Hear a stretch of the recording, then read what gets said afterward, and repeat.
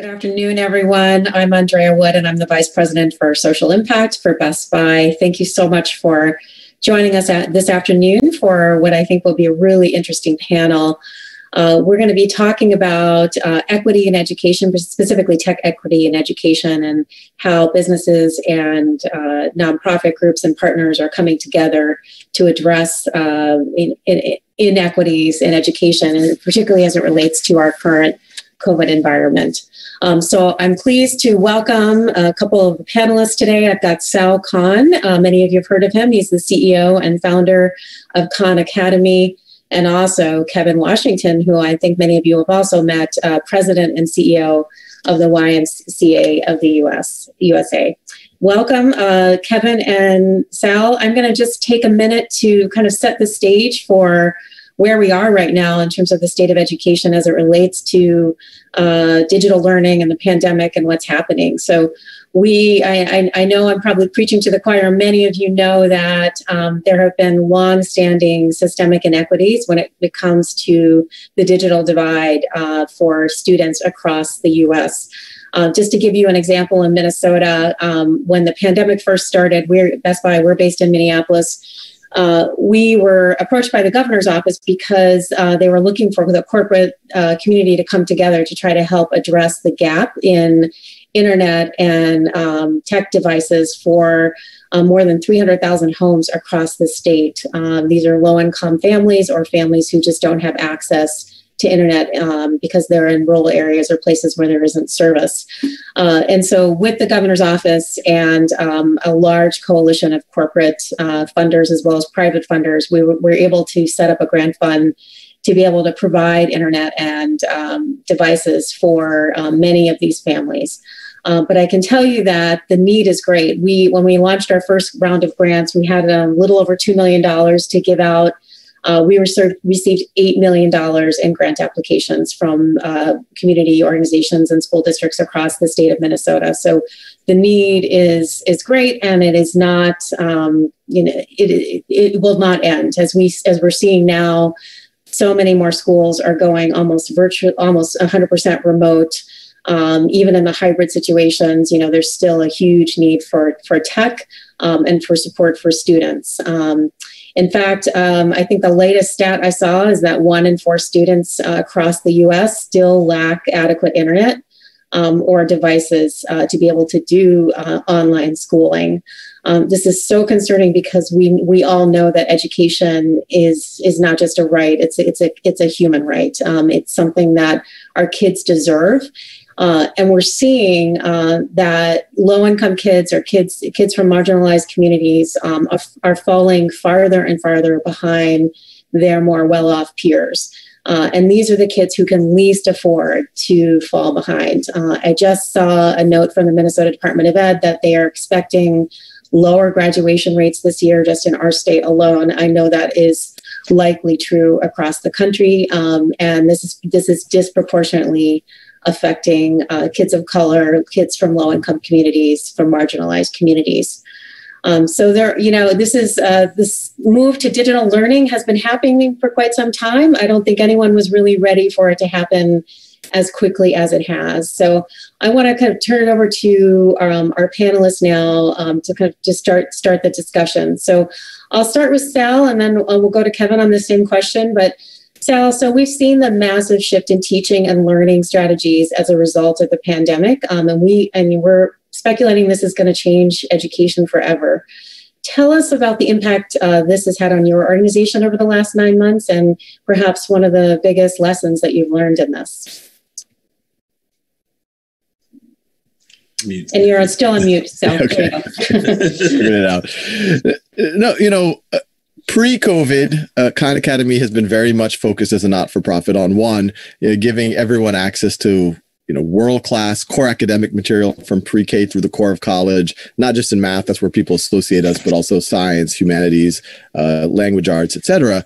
And also to make it available in a way that personalizes to the needs of the students. So one of the things that we've talked about many years pre-COVID, is that the reason why so many kids have trouble, especially in subjects like math, is it's cumulative. But in a traditional academic model, kids get an 80% on a test. Maybe they know 80% of their multiplication tables, even though they don't know 20%. What's 7 times 8? The whole class moves on to the next concept, where you probably need to know what 7 times 8 is. Or even though you got 70% on negative numbers, the whole class will move on to the next concept. And then all of a sudden you get to an algebra class, you need to know what 7 times 8 is. You need to know how to manipulate negative numbers, and nothing makes sense anymore. So we've always been big believers in how do you cater to the individual needs of student and also not be bound by time or space, that kids should always have the opportunity to fill in those gaps.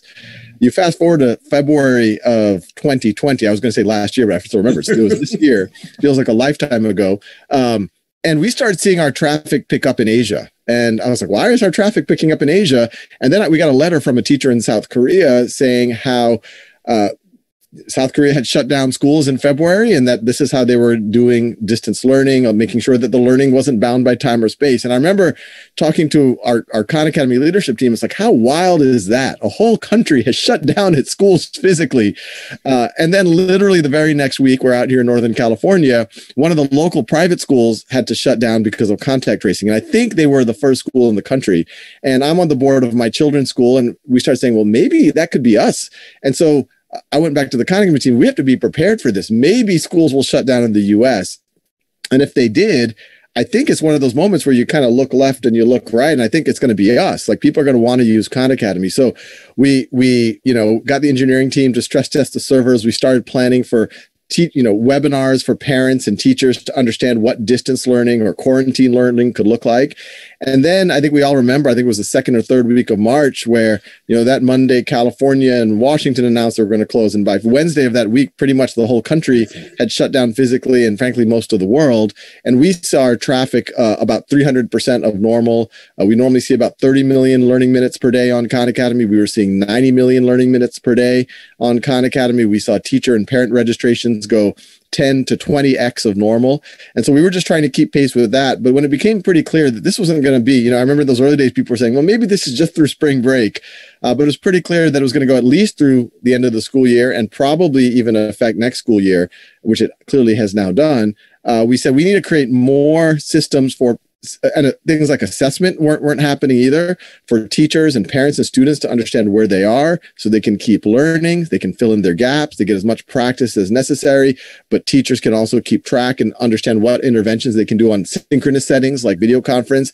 We launched efforts called Get Ready for Grade Level courses. We have grade level courses from pre-K all the way through calculus and stats and math, and we have many others in other subjects. But we said you always have learning loss, you always have gaps. Those things are going to be that much more severe during COVID. So we needed a way for kids to identify their gaps, fill them in, and get ready for grade level. And we're continuing to run in that way. The other layer we've been just trying to do is give a stronger viewpoint of what solid distance learning can look like, because schools have been so caught up with, can they even open, that they haven't been able to think about, well, what's pedagogically sound? How do you pull kids out of the screen? How do you put them into breakout sessions? How do you leverage the Khan Academy type tools for the practice and the supported practice and instruction? And then what do you do when folks are in the room, or I guess you could say the Zoom together? Yeah. Thank you, Sal. I mean, it's amazing that you are seeing this all kind of happen in Asia right before it happened with us. I think we were all a bit taken by surprise, including our schools and our educators. Kevin, tell us a little bit about the why and how you all have been responding to the challenge in education and the lessons that you've learned. Well, similar to the conversation that Sal was just talking about, we closed our office on March 10th in Chicago. And the next day, we sent a notice out to our YMCAs that you needed to be aware that you're going to probably have to close. Well, by Friday, 95% of our YMCAs were closed across the country. For us, as a partner in what I call out of school time, because we're a partner with schools, with private schools, public schools, it was significant transformation for us. A lot of the things that Sal talked about, we had to do virtually, partnerships with that. We also were concerned, as many of us were, about the digital divide. So in many instances, we had to ensure that our organization could support the internet capabilities that young folks needed. We also were concerned about their ability to connect social and emotionally in the learning process as well. So partnership with schools was important. doing remote work was extremely important for us.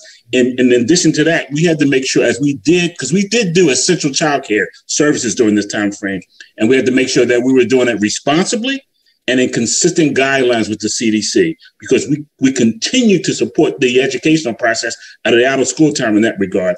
And one example, in our Raleigh, North Carolina YMCA, they talked to the YMCA about a partnership. They wanted us to take on 22,000 kids as part of this virtual learning process. So we really had to connect others to this process to help support the Raleigh school system. Secondarily, one of the things early on, I was on a webinar with you guys, I guess it was in the summer, when I was with the Denver superintendent of public schools. She was on with me on a webinar with the chamber.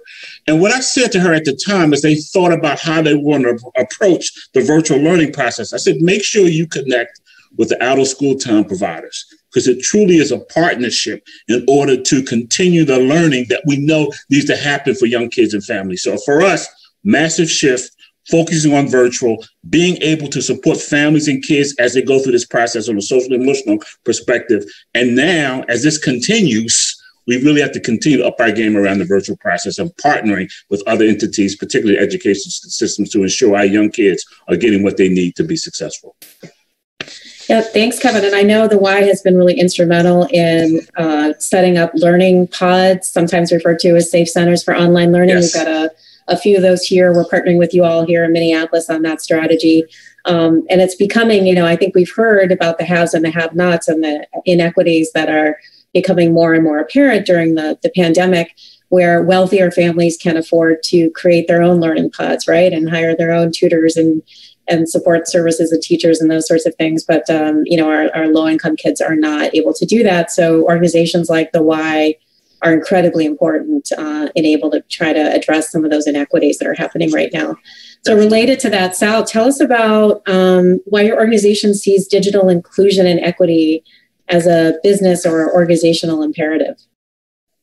Yeah, you can imagine for Khan Academy to do the work for it, we have over 100 million registered users, but our aspirations are for it to be, anyone who wants to learn on the planet. So billions of learners. And obviously, our mission, free world-class education for anyone, anywhere.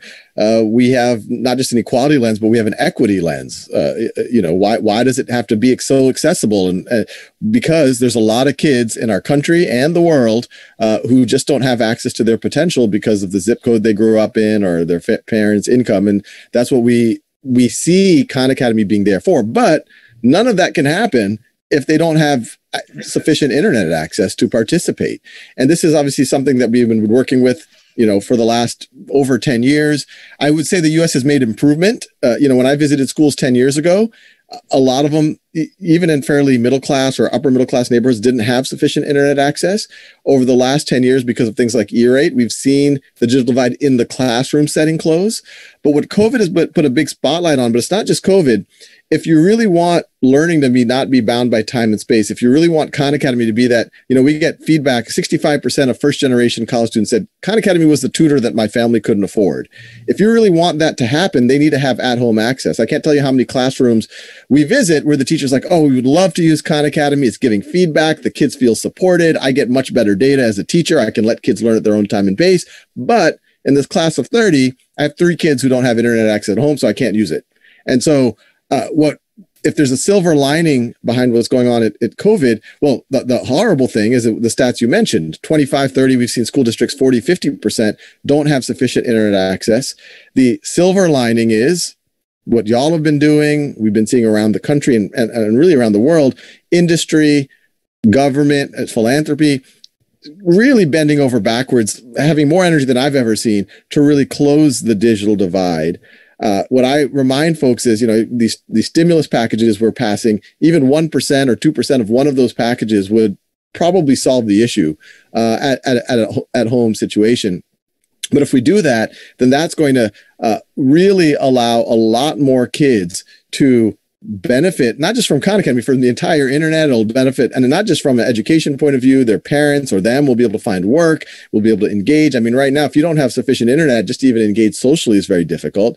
But, I think a big piece of that, the YMCAs of the world, our library systems of the world, that's why they're so indispensable because, for many other reasons, but for that reason, especially because that is where kids need that support, because we're also seeing, even where there have been heroic efforts to get the digital access to kids at home, New York City distributed 300,000 laptops, LA 200,000. They still saw 5-10% of the kids be disengaged because they didn't have supports at home. And so that's why it's really important to have programs like YMCA and other places where those kids can get the support and the access.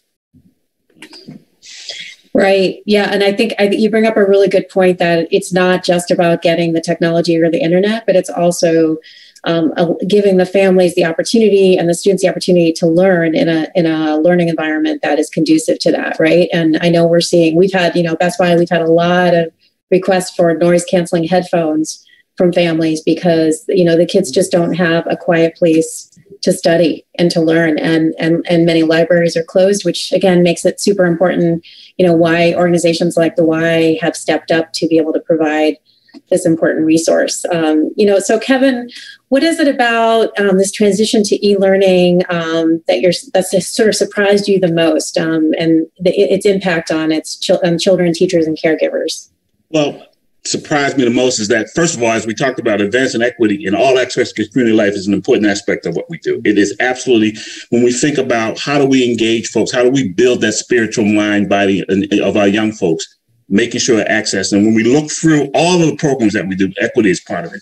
I think the big thing that has surprised me is that, one, while there has been heroic efforts to get that access to folks, their ability to have support to get it done is where we need to focus on the most. We have to ensure that young kids have the support they need to advance. That has surprised me. The one other thing that has surprised me is that as we do this work, we can see the benefit of it. We can see how kids can prosper effectively, how they can use this stuff effectively. So closing gaps for all of us is an important opportunity to help kids reach their full potential.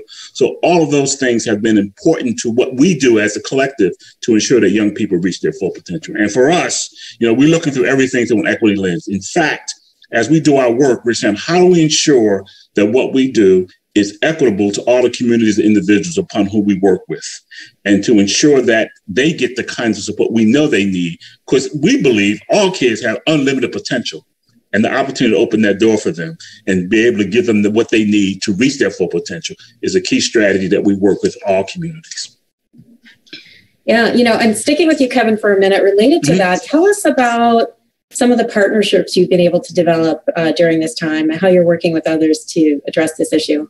Absolutely. One of the things, and not only from a standpoint of digital perspective, but COVID has taught us a lot as we work through this particular partnership. As all school districts we're engaged in, we have a partnership with the Girls Inc., the Boys and Girls Club around STEM and STEM Next to ensure that young kids get what they need from STEM perspective.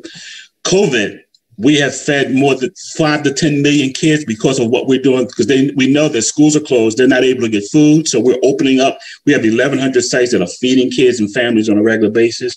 We're partnering with the American Red Cross to get blood donations and things, because we know that this kind of work in this particular environment is so key for us to advance community in what we know is an unprecedented time for us as we're dealing with COVID. So the partnerships are absolutely important as we continue to do this work. And as I said earlier, it's out of school time that's important, because we do summer learning loss as well. So it's the out of school time is where we partner with the districts and others in the educational sphere to do what we know they're going to miss from that environment. And the other thing that I think is important that we're learning, quite frankly, is the mental health issues that this COVID-19 is putting on our young people.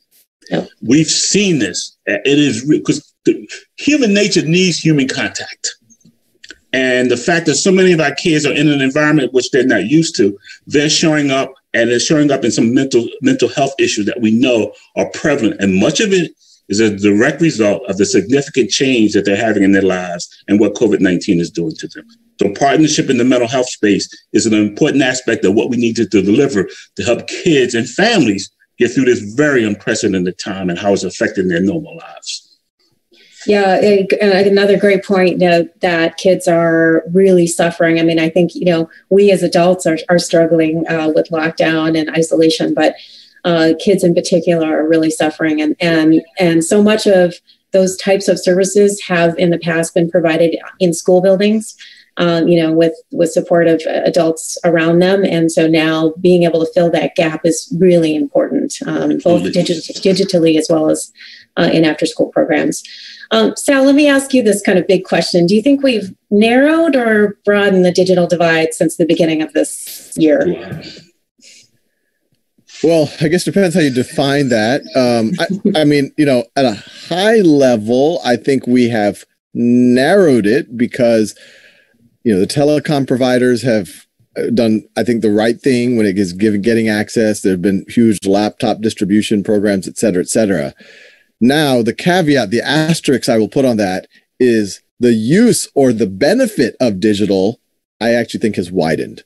That even though you have gotten more laptops out, more internet connection to a lot more folks over this time period, I think middle income, upper middle income families have been able to get more benefit from the digital tools they had than other families.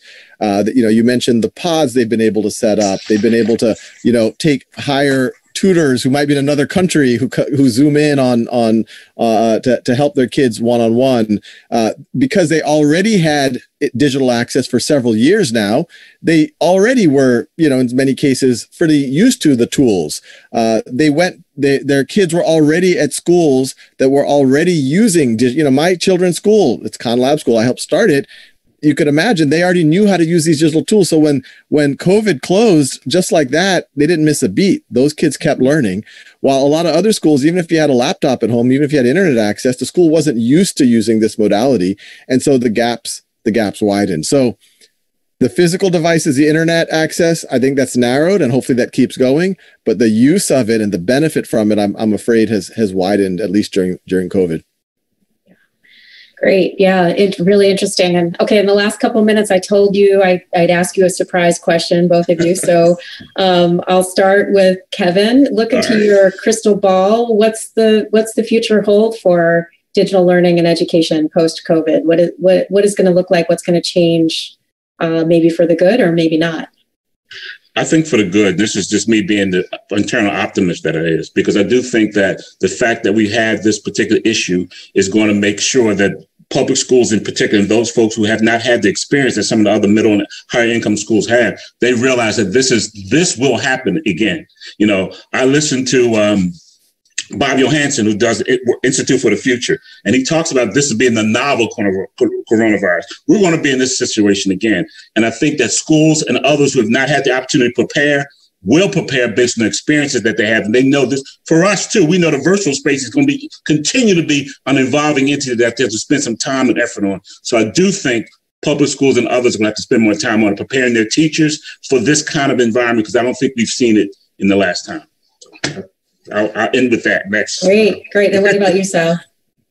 Yeah, I mean, we talked a lot about the issues of COVID. I think the silver linings are more energy than ever to hopefully close the digital divide. We're going to need help probably from a lot of the folks listening right now.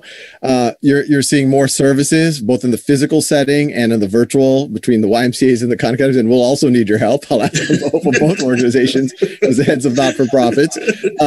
And you have a whole generation of parents and teachers who've been thrown into the deep end of the pool with technology. That's been very awkward and uncomfortable and suboptimal in the short run. But in the long run, I'm hoping it pays dividends. The activation energy for using these tools will be hopefully lower in the future.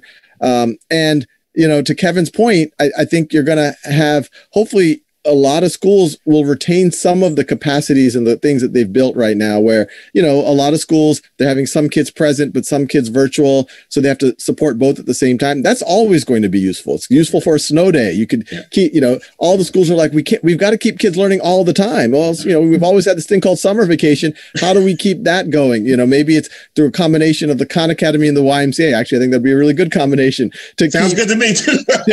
We have to talk after this, because I've been dreaming about that combination well before this panel. I'm not just saying that because you're on the Zoom, Kevin. But but how do we make that the expectation? Because people are realizing this isn't acceptable, that learning can't continually happen wherever you are, whoever you are. But I hope that that's the silver lining that we get out of this. That's great. See, there's a light there at the end of the tunnel. I appreciate you both so much. Hopefully, this will end in some fruitful conversations about working together. You can throw Best Buy in that mix as well if you'd like to chat with us about this too. But thank you so much for taking the time to talk to us today. Really appreciate it, and have a great rest of your day. Thank you very much. Thank you. Right. Thank you.